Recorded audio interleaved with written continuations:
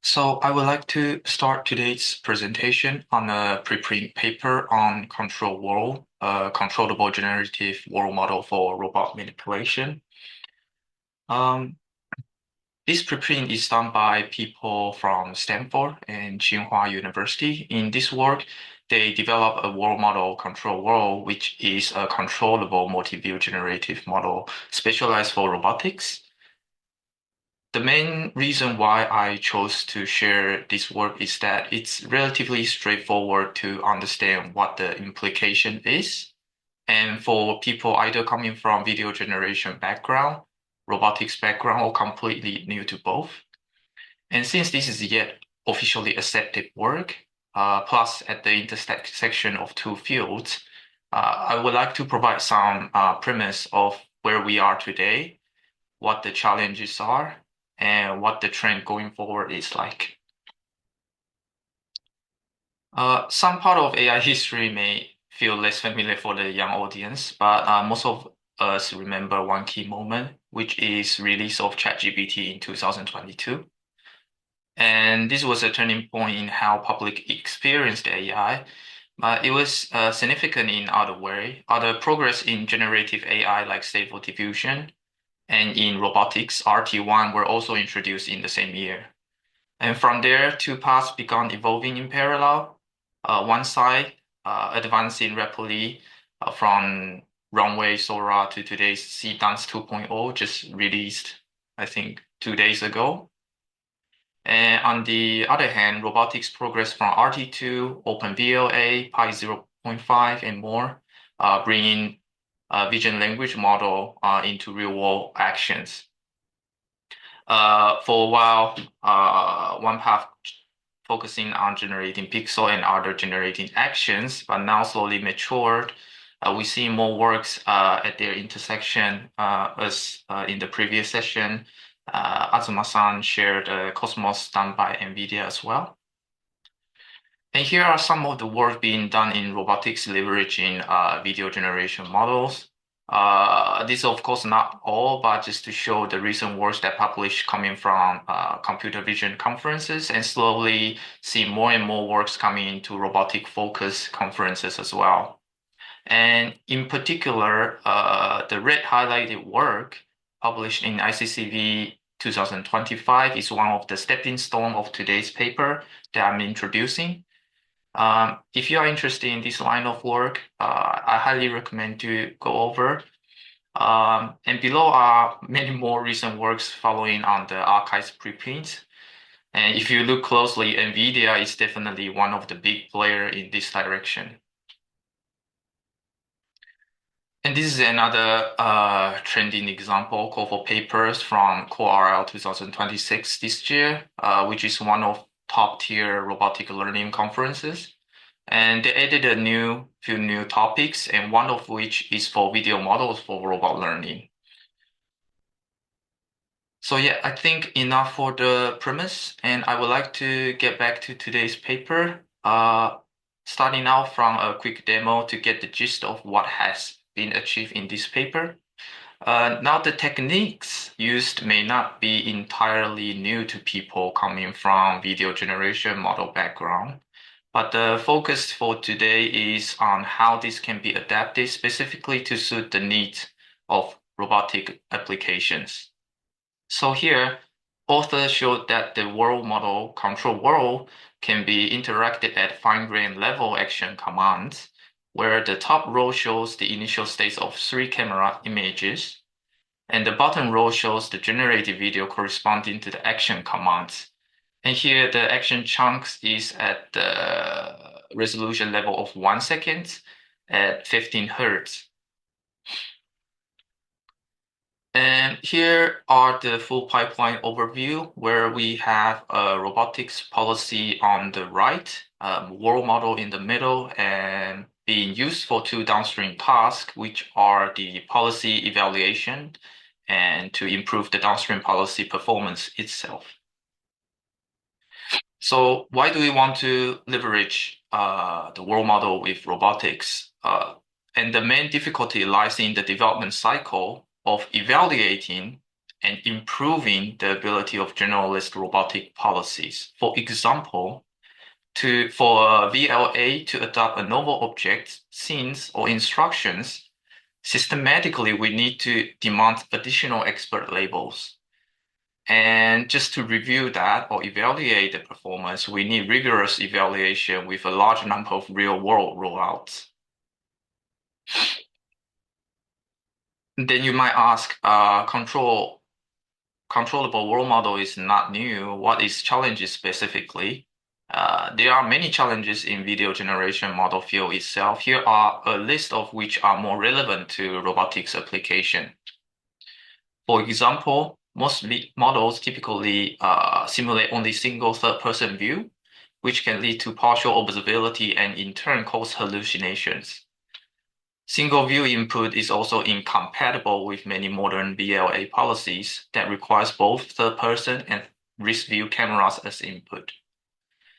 Existing model lacks the fine-grained control required by high-frequency actions, which typically is required for robotic control. Last but not the least, the struggle to maintain temporal consistency across long horizon videos has always been a challenge.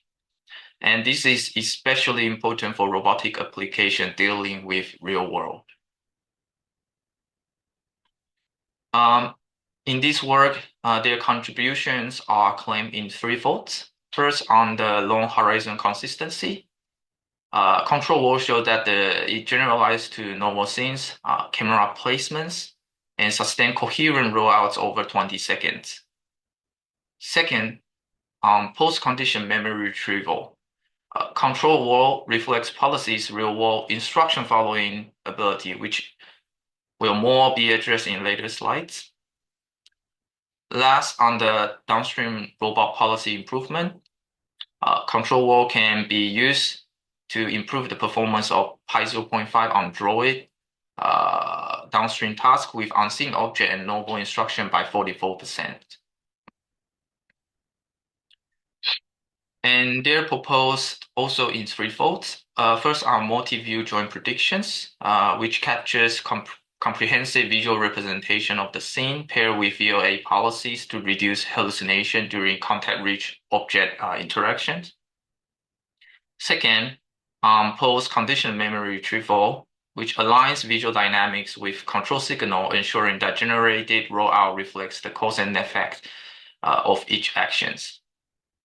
Lastly, frame-level action conditioning. It spots history frames into context and projects corresponding post information into each frame. These stabilize long horizon rollouts and preserve temporal consistency. Here is the architecture of the Control-World, where the three highlighted components are where I mentioned in the previous slides. And as the pretrained video model condition only on text and image, which provides limits in its control precisions.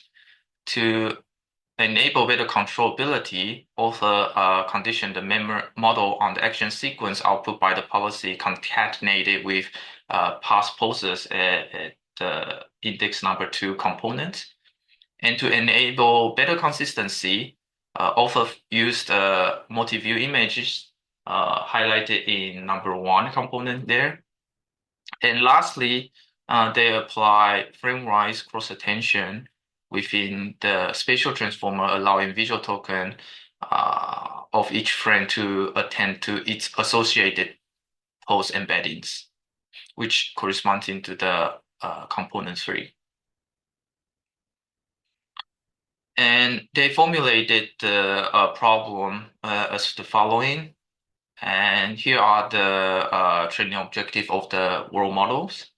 Starting from the action policies, this is quite standard formulation, which maps the multi-view observation and language instruction L into sequence of action chunk horizon H. Second, world model predicts the outcome observation O given execution in each steps, and then final prediction can be sent back to policy to produce the next action chunk allowing the policy and the world model to interact autoregressively. Lastly, the model is initialized and pre-trained with stable video diffusion, 1.5 billion parameters. The prediction target is also quite straightforward, which is to perturb Gaussian noise at diffusion step with a scheduler and to match the model's prediction with corresponding frames. And here are the robotic platform setup and the training details that they use. The main dataset that they use to train the world model is the Droid dataset. And also the policy that they train on is also pre-trained on the Droid dataset.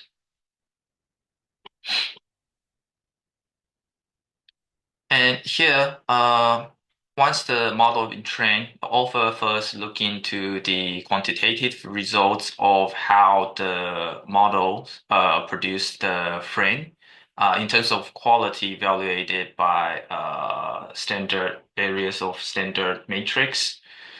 And this evaluation was done by generating 10 seconds of trajectories, given a 15 step of action chunks, and generated for 10 rounds auto-regressively averaged over 256 clips. And their world model compared to proposed baseline, selected baseline, they show the best performance.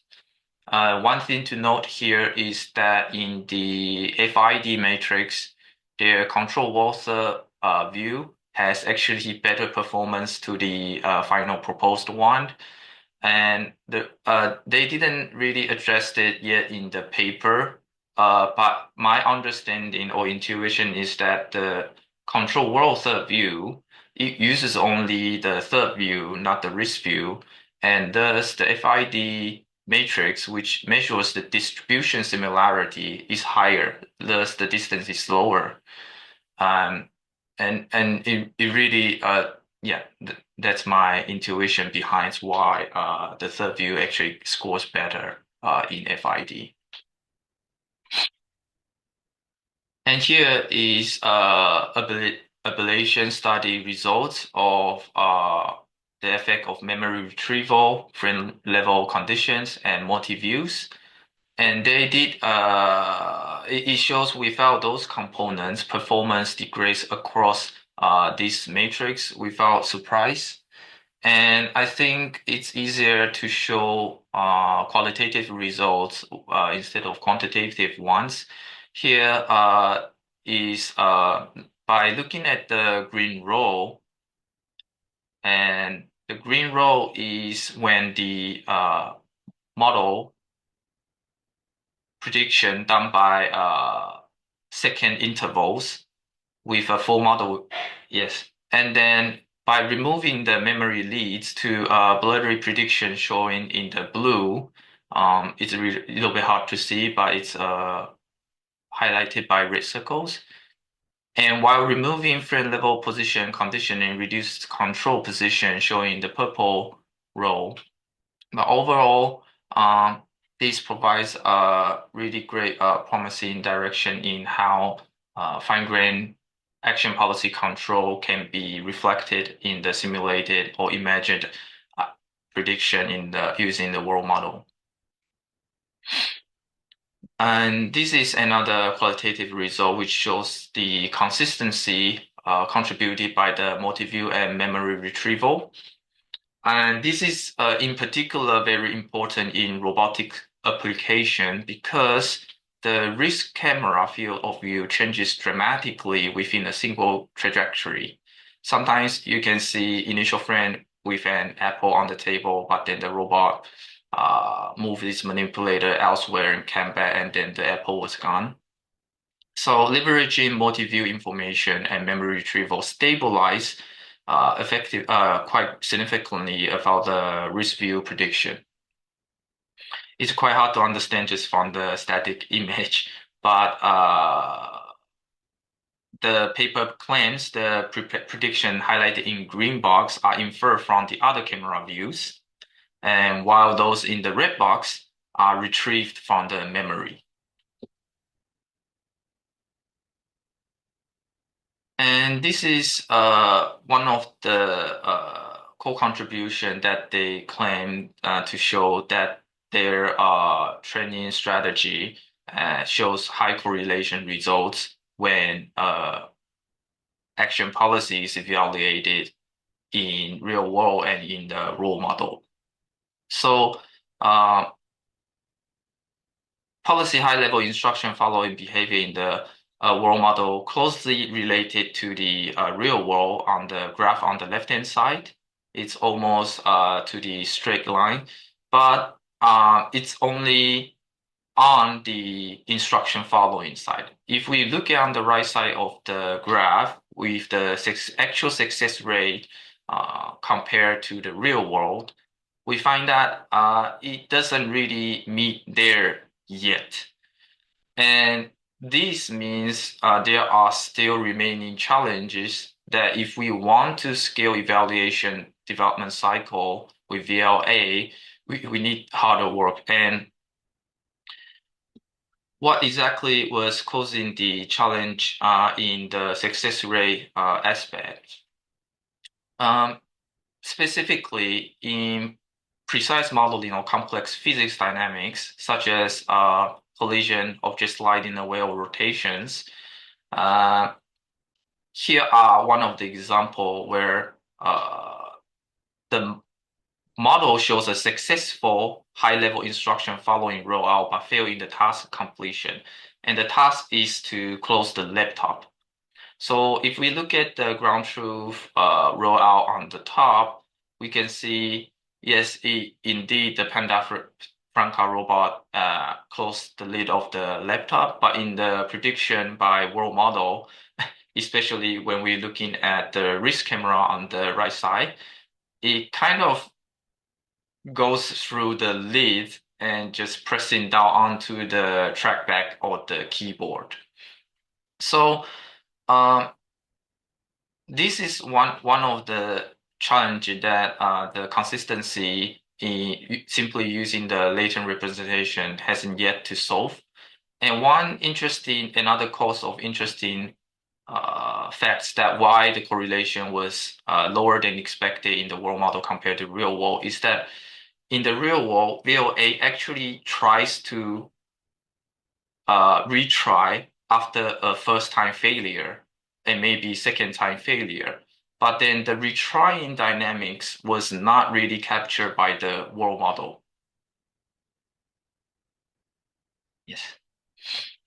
And moving on to the how the author leverage the world model for downstream policy improvement. Here is the policy improvement algorithm. After the steps of rollouts generated by the world model, the author cherry-picked the data set manually as an additional data set to train the downstream policy for fine-tuning. Essentially, what they are doing is supervised fine-tuning approach. And here is the post-training results of a VOA model tested on unfamiliar objects and novel instructions, where on average they sampled 20 to 50 successful trajectories from 400 per task. This results in a sampling efficiency of 6% to 12%. Nonetheless, it shows a success rate improved by 44% on average across the 4 tasks they selected. And here are some of the example demonstration of the baseline failing, but the post-train policy completing the task. For example, on the first task, picking the object in the top left side and place it in the box, the baseline model fails to follow the instruction and pick the wrong object. And at the bottom rows for the task, pick the glove and place it in the box. Baseline model failed to recognize the object, but the post-train policy was able to recognize the glove. And in summary, Control-World provides the multi-view controllable generative world model designed specifically for closed-loop interaction with modern VLA policies, which shows promising potentials for both policy evaluation and policy improvement. And some of the limitation includes complex physics, which is a long-standing challenge and yet completely solved even with pure video generation field. And on the other hand, as mentioned before, I think the retrying scenario is quite a unique thing to robotics, especially to VOA settings. So on my closing thought, data scarcity in robotics and the physics consistency in video is still a long-standing challenge. However, I expect to see the usage as role model as evaluator increasing over time, and I think two of the challenge that we can try to solve is to expect the more prior knowledge to be leveraged in solving the consistency, and really to start utilizing more failure episodes or somewhat come up with even synthetic failure episode trajectory to emphasize on the recovery. And thank you for listening. This is all from my side. Okay, thank you for the presentation. And do anyone have question or comment? 質問、コメントある人いたらお願いします。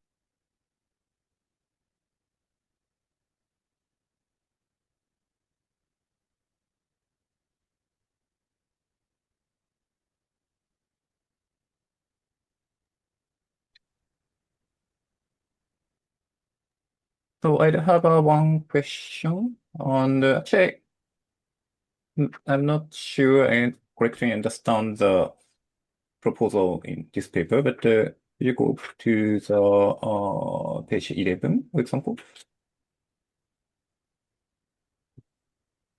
Yes. So in the second part, you mentioned that both conditional memory retrieval here, but how is it correspond to the page 12 diagram? Page 12. Well, so it's a proposed method overview, right? But I'm not sure how it relates.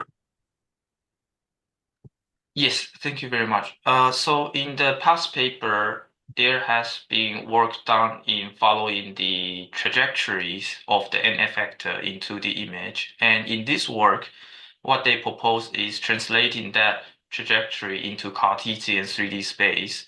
And it corresponds to the second component, the spatial tokens here. So in action chunks, they have translated into Cartesian poles in the 3D space and concatenated with history poles.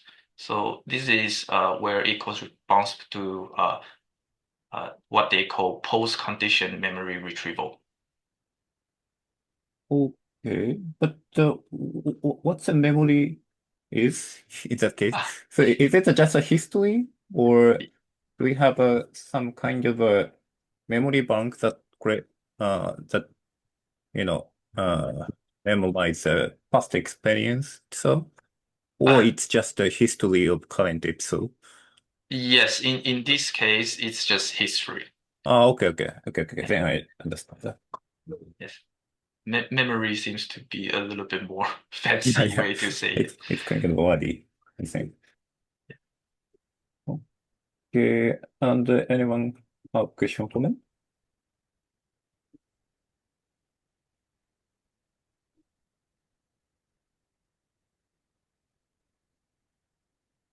Okay, so I have another question, and maybe if the explanation, I'm sorry, but which component is, essential to the performance improvement? I think for example, in the page 22, you mentioned that significant performance gain over the base policy, but base policy here is just a pi model, right? And the paper, there are several engineering contribution, or I think, and which part is actually essential for the performance improvement here? Okay. Yes, I think there are steps that contribute to the end result gain shown here. And I think the first is to making sure that at least quantitatively, what world model has generated is actually a usable data. So for example, if the world model generates noisy, inconsistent, and hallucination that really cannot be used. So I think then second step is that they actually perform a manual cherry picking on the rollout trajectories down here. So in their downstream policy training steps, at the step 10, the human actually judges for the quality of the generated trajectory by the world model and cherry picks those to train the downstream policy. So I think this is where I mentioned the sampling efficiency is still not quite ideal, only 6 to 12%. But these 6 to 12% can be also considered as a kind of expert level because it's generated by world model, yes, but it's cherry picked by human. So I think this contributes the most to the performance gain here. Okay. And any question or comment from audiences?